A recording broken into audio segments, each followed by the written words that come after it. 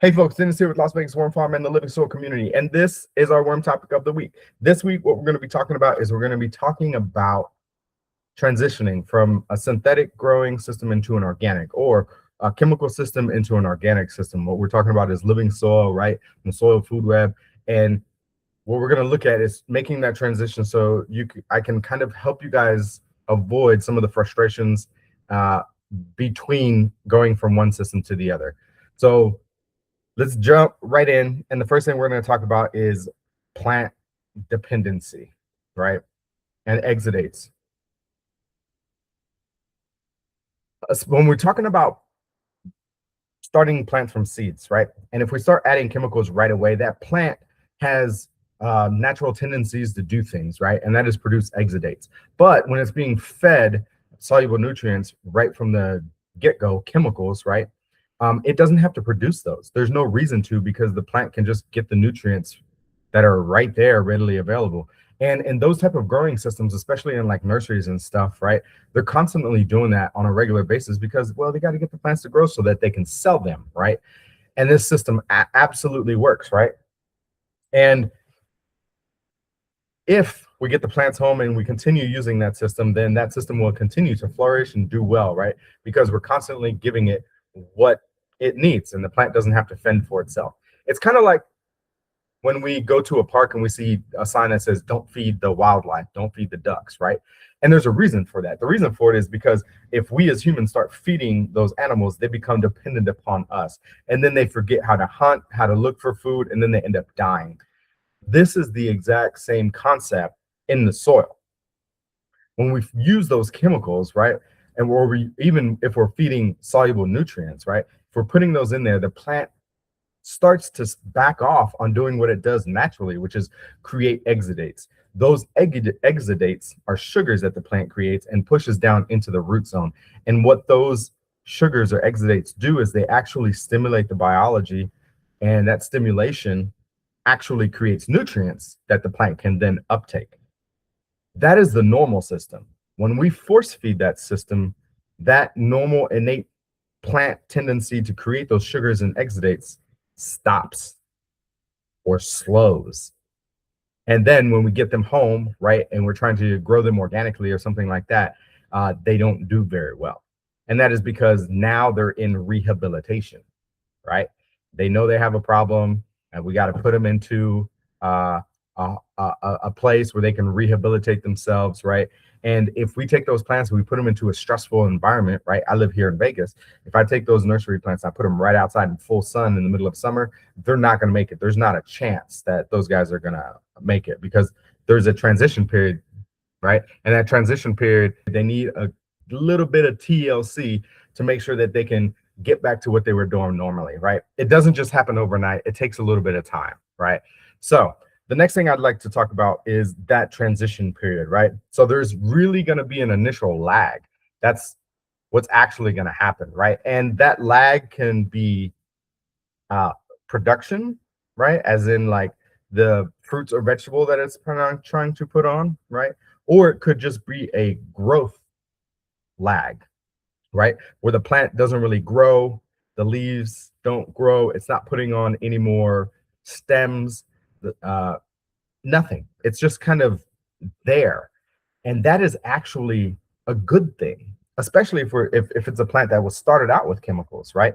Because it doesn't know anything. So if it's not doing anything and it's just staying there, it's actually a good thing, because it's trying to build up all of those things that it needs to do to be like, okay, I need to create exudates. I need to push those down into the roots so I can feed the biology, but the biology has to be there, right? And then the biology creates these soluble nutrients, and then the plant's like, oh, okay, whoa, that was a lot harder than I thought, right? So now I need to do that more often, which means I need more sunlight, I need more water, right? So it's doing all of this, the plant is, and that time period, it's not going to do all the things that a normal healthy plant would be doing, which is, let me put out leaves, let me put out flowers, let me put out fruits and veggies, I'm going to grow my roots even bigger, right?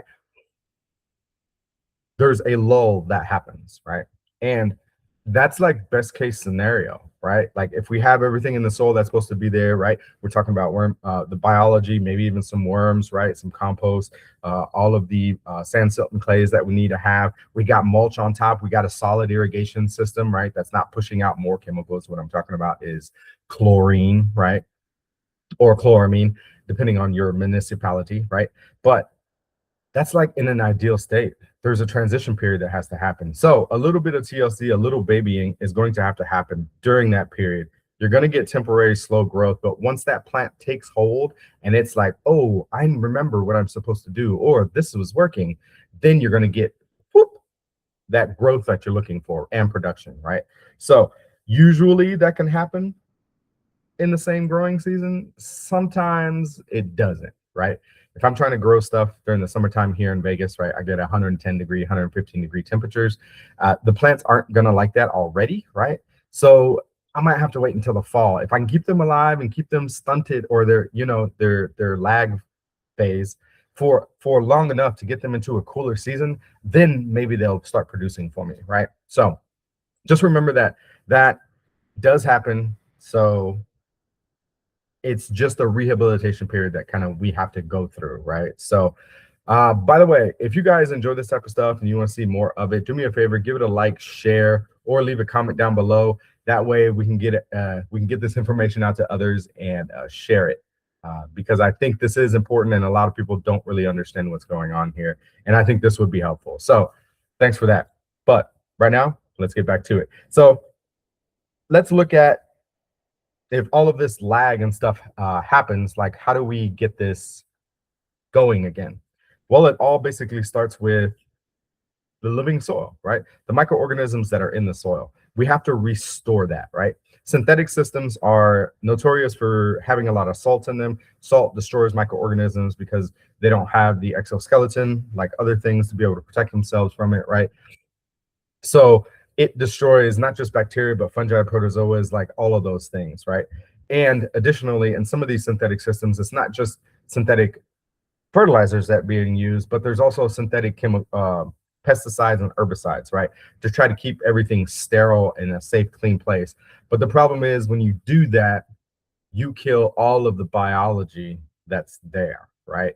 Now, not only are you killing the soil guys, but you're also killing the fungi and the nematodes, and sometimes even some of your smaller worms, right? The baby worms and stuff, they're not very hardy. So you can actually kill those guys too. It's very sensitive system. It is a very sensitive system.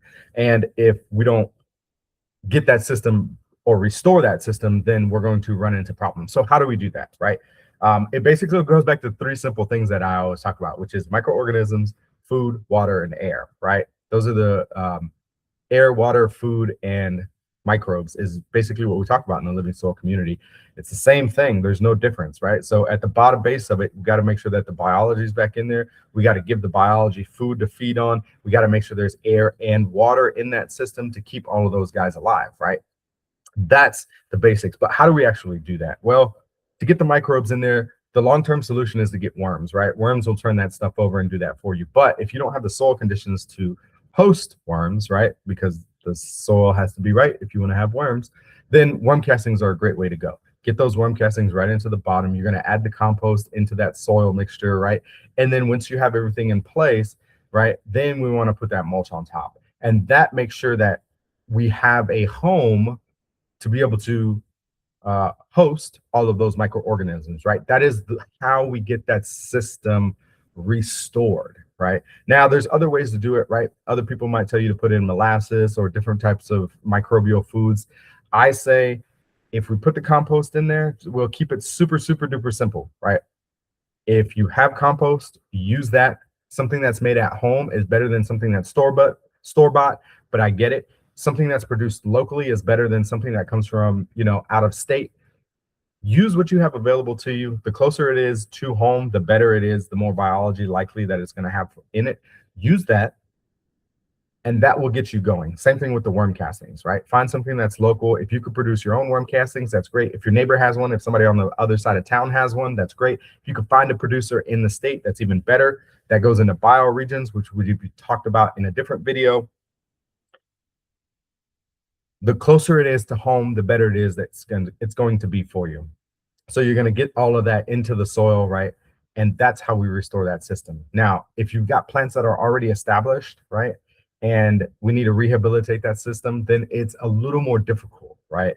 Um, there's just different things that we have to do to be able to do that, to get to restore that system. Because what we're not going to do is rip out all of the soil, rip out all of the plants and dirt, and then put in exactly what we need. So we're going to have to work with that system. We'll cover that in a different video because that gets really in depth on a bunch of different things, practices, techniques, and procedures. And you have to really figure out what type of soil you have before you get into that. So if you're transplanting, though, if you're getting stuff into the ground, restoring the system is actually not that difficult, and anybody can do it. So we kind of already discussed this, but let's talk about why we're adding these things into the soil. The first thing I'd like to address is the compost that we're adding into the soil. The compost acts as a food source for the biology in the soil. All right.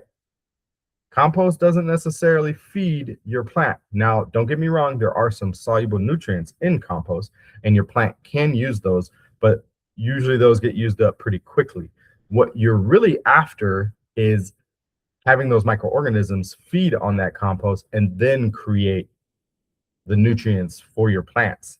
So the crazy thing, or the one thing I'd like to say, is that these nutrients that are created for your plants that they can uptake are soluble. What that means is that if it rains or water pushes through that system, the water grabs it and then it takes it deeper into the soil, right? So it just pushes down. So if compost has nutrients in it, but then you water and irrigate, or you have a good downpour of rain, all those nutrients get washed out. They go past the roots. So the compost is on top. You have your roots here, right? Let's try to do that. There we go. You have your roots here like that. And then it rains and that water pushes everything down. Well, that's how gravity works. All those nutrients go deeper and deeper into the soil system. Now, if your plants have really deep roots, that's good. They have access to that. But if they're shallow, right, not a chance. So we have to have the microbiology in there feeding on the compost, which creates more soluble nutrients, right? This is how that living soil system works. It's cycling nutrients all the time. So if it rains or we water, not a big deal. Those microbes are still there. No, they don't get washed away. They're still there, right? Creating more nutrients for your plants. So your plant's like, not a big deal. I'll just wait a few hours till these microbes make more food for me, and then I'll have more food for it. And this is something that can be seen in grapes, right? In viticulture. Well, people who maintain grapes, they will test the grape to see how much sugar is in it, right? And this is how much nutrient, basically how the plant creates sugars, carbohydrates. They try to harvest grapes before a rainfall, right? And the reason for that is because when you have a rainfall, it washes the nutrients out, and then the sugars in the grape will actually go down, which means that there's not enough nutrients for that plant to be able to create sugar, right? That's because the nutrients have been washed away. So there's a time period there after a rain that you have to wait for those microbes to create all those nutrients. Then that plant uptakes it, and then all of a sudden, those sugars in those grapes, whoop, whoop, whoop, they go back up, right? That's the same thing that happens in nature. And this is why we have compost there, to keep those microbes fed, to give them a food source. There's other reasons for it, like maintaining moisture and air, right? Flocculating the soil. But that, in essence, is what we have to do to make sure that we're keeping the plant fed. We feed the biology feeds the plant. So I know there's a lot of talk about like nutrients in the soil, right? And like, well, we can hold more if we add more things into it, right? And some of those things that are talked about are biochar, right? They say that it has a phenomenal capacity to be able to hold on to nutrients, and it does. The crazy thing about biochar is that how often does a natural system actually burn to create biochar, right? Unfortunately, California is on fire a lot, right? So they have more biochar up in the mountains and stuff like that, because those trees get burnt down and all that brush happens, right? But for the majority of the rest of the world, right, Fires only happen like, I think it's like once in 100 years or something like that. So the addition of biochar is not really one of those things that naturally happens out in nature, right? So if we're trying to mimic a natural system, then we want to use natural processes to kind of mimic Mother Nature, right? And in this case, that's why I go for compost, because composting happens everywhere, no matter where you live. Even here in the desert, we have Joshua trees and some what are they called? The tumbleweeds and stuff, right? They will break apart, drop leaves, and then fall in place, and that is technically a form of compost, static composting, right? And they will break down. Now, these nutrients, right, are available, they're there, but remember, without the microbes, they get washed away. So even though we have something like compost that buffers the soil, right, or retains more moisture, it does that, but retains more organic material, biochar can do the same thing. Do I think it's, where am I trying to go with this? The ability for biochar and compost to be able to hold on to these nutrients are a good thing, right? There's also something that's called like buffering in the soil, right? So if you have like if you accidentally spill some chemicals in there or something like that, or use some pesticide or herbicides, or if you're using city water or something like that, the soil has the ability, the compost, the organic material has the ability to buffer some of those chemicals to an extent, right? And what I mean is that it can actually hold on to them or break them apart so they're not detrimental to your soil system. Now, everybody's situation is different, right? And the buffering capability is really based upon your soil's ability to hold on to nutrients, or its cation exchange capacity, which goes into more chemistry type of stuff. So it's very dependent, but adding compost is one of those things that not only helps you buffer, right, your soil from other things, it also helps retain a lot of those nutrients that your plant needs to be able to do the things it needs to, which is grow happy and healthy. And when we talk about a synthetic system and buffering, right, that is good, right? Because it's like, instead of trying to do rehab on your own, if you have an addiction, right, you go to a rehabilitation facility so that they can kind of help you along. That's compost, right? Compost is like, okay, there's chemicals here, but like we can help buffer some of this. Maybe not all of it. It depends, right? Everybody's situation is different, but we can help you buffer this so that you can transition from that addictive state, right, to more natural state, which is you, aka the plant, right, creating exudates, feeding the soil, and then the soil feeding the plant. So that's kind of what happens when we're talking about, or why we, geez Louise, why we use compost, and what's kind of happening in the soil when we use that compost, right? That buffering capability, or the nutrient holding capacity. It's actually cation exchange capacity, but the ability for the compost to hold on to different types of nutrients, right? One of the other things that happens in the soil is, when we're in a synthetic system, usually the roots don't have to grow that big. They don't have to spread that far, right? So usually you'll see bigger plants in a pot has a lot smaller roots, where if you look at an organic plant that was grown, it will have a lot more roots. And there's a reason for that, is because the more roots there are, the more that plant can push out exudates, and the more nutrients are available to it. So a lot of the time when we're switching from one system to the other, the first initial thing that you see is that the plant will actually produce more roots. It will push more roots, more root hairs out there, and it'll just grow a lot more, because it has to, if it wants to get all of the nutrients that it needs to be able to grow the stem, the leaves, and not just that, the fruit or the vegetables that it's putting on, right, that we're going to harvest and eat. That takes a lot of energy. So therefore, those roots are usually the first thing to grow. In a synthetic system or a chemical system, they don't have to push out all those roots, right? Because usually the chemicals are sprayed on top, and as soon as it goes through that system, it can just suck it up from anywhere, right? So the root system is actually stunted also when you're using that type of system. Another reason why you would have a lag in seeing something grow above the ground, right? Again, stunted growth doesn't mean that there's something bad going on. It's probably a transition period for the plant. It's like, oh, what do I need to do to live? Oh, I forgot. Let me remember. Oh, okay, I got it. And then you'll start seeing that growth. In a resilient system, right, which is what we're trying to build, the reward is actually long term. It's not a short term reward, right? And usually that short term, there's a transition period that has to happen there, right? But when we get all of those things in place, we can build healthy soil, healthy biology system, and most of the time, what will happen is that your soil will hold on to more moisture. Your plants will have access to more of the nutrients because there's more of the microorganisms in there. Their plants, they grow better too, but their roots grow better, right? And the plant becomes more tolerant of environmental stressors, whether that's the weather or whether that's pests or disease, because it can fend for itself. In a chemical system, it is very reliant on us as human beings to give it everything that it needs. And that doesn't build a very resilient plant. It builds a very dependent plant. So if you try to go on vacation or somebody forgets the water or you don't put the nutrients in at the exact right time, that plant's like, oh no, well, I guess I'll just die because it's got nothing, no backup to go off of, right? So we want to make sure that that system is able to maintain itself.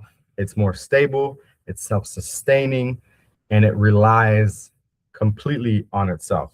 And that goes back to our basic principles, which is air, water, food, and microbes. If we can get those into the soil as soon as possible, then if you have a plant that has been using chemicals or is in a chemical system, right, then we can get that transition. Remember, there's a lull that sometimes happens, but all of this is possible. You can definitely do it. If I can do it here in the desert, then anybody can do it anywhere, right? The Mojave Desert is one of the most, I mean, it's pretty rough out here. It's pretty brutal, right? So if we can do it, then you can do it too. But that's all I have for you guys this week. Thanks for watching, and we'll see y'all next week.